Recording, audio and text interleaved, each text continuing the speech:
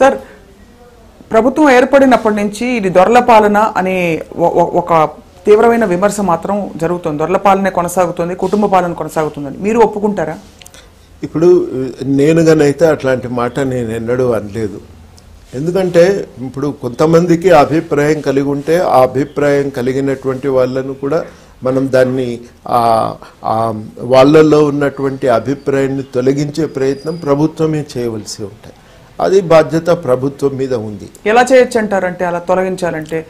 చేయాలి అంటే ఇప్పుడు రకరకాల సామాజిక నేపథ్యం నుంచి వ్యక్తులు వచ్చినప్పుడు వాళ్ళ అనుభవం నుంచి వాళ్ళు కొన్ని మాటలు అంటుంటారు.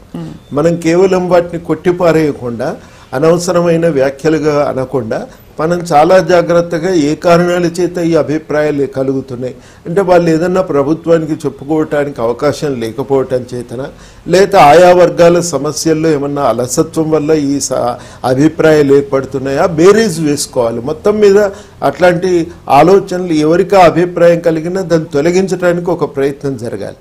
నేనుగా అనుకునేది ఏమంటే, తెలంగాణలో ఒక బలమైనటువంటి సామాజిక రైతాంగ ఉద్యమాలు జరిగినాయి కాబట్టి వాటన్నింటి వల్ల కొంత సామాజిక మార్పు అనేది జరిగింది. మళ్ళీ వెనకటి కాలం మళ్ళీ పునరావృతం అవటం అనేది అంత సాధ్యమయ్యే పని కాదు.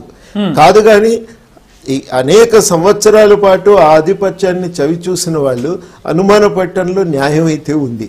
దాన్ని మనం కొట్టిపారేయకుండా ఎందుకు ఈ అనుమానాలు కలుగుతున్నాయనేది ఆలోచించి దానికి పరిష్కారం చెప్పవలసినటువంటి బాధ్యత ప్రభుత్వం తీసుకోవాలి.